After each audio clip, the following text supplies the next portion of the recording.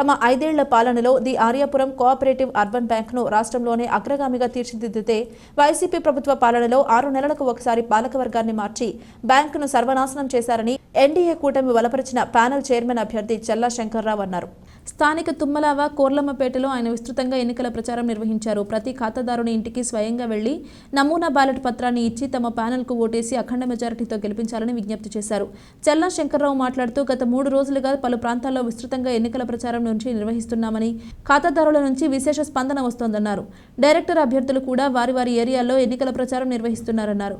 తాము బాధ్యతలు చేపట్టే నాటికి జీతాలు ఇవ్వలేని పరిస్థితుల్లో ఉన్న ఆర్యాపురం కోఆపరేటివ్ బ్యాంకును 25 కోట్ల నెట్ ప్రాఫిట్ తీసుకుని వచ్చామన్నారు. అన్ని బ్యాంకు బ్రాంచీలకు సొంత భవనాల నిర్మాణానికి కృషి చేస్తామన్నారు. బ్యాంకు ద్వారా ఖాతాదారులకు మెరుగైన సేవలు అందించడమే లక్ష్యంగా అధునాతన సాంకేతిక పరిజ్ఞానాన్ని అభివృద్ధి చేశామన్నారు. వైసీపీ పాలనలో నాశనమైన బ్యాంకును మళ్లీ పురోభివృద్ధిలోకి తేవాలంటే తమకు ఒకసారి అవకాశం కల్పించాలని కోరారు.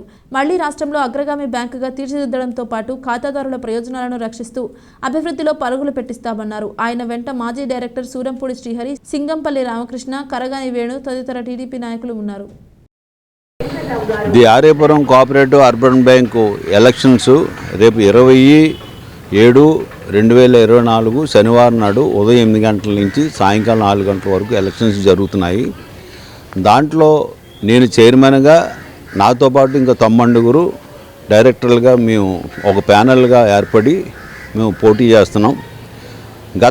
మేము మా టర్మ్ అయిపోయిన తర్వాత 2014 నుంచి 19 తర్వాత మా టర్మ్ అయిపోయిన తర్వాత, అంటే నేను ఉన్న ఆ పీరియడ్లో మటుకు ఆ బ్యాంకుని అగ్రగామిగా ఆంధ్రప్రదేశ్లో అగ్రగామిగా తీసుకెళ్ళి సి గ్రేడ్ నుంచి ఏ గ్రేడ్కి తీసుకెళ్ళడం జరిగింది. మేము వెళ్ళేటప్పటికి 15 రోజులు జీతాలు ఇవ్వలేని పరిస్థితి నుంచి మేము మా టర్మ్ అయిపోయేటప్పటికి 25 కోట్లు నెట్ ప్రాఫిట్ వచ్చినటువంటిగా చేయడం జరిగింది.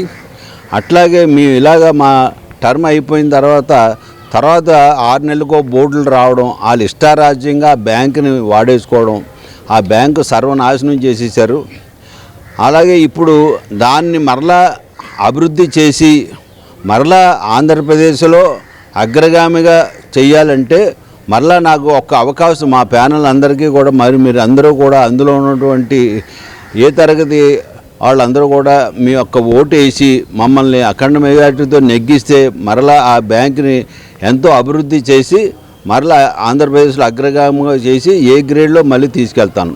మీ అందరికీ కూడా నా హృదయపూర్వక నమస్కారాలు. ఏంటంటే మీ యొక్క ఓటుని నీతి నిజాయితీలతో ఉన్నటువంటి మా ప్యానెల్కి వేసి అఖండ మెజారిటీతో నెగ్గించవలసిందిగా కోరుకుంటున్నాను.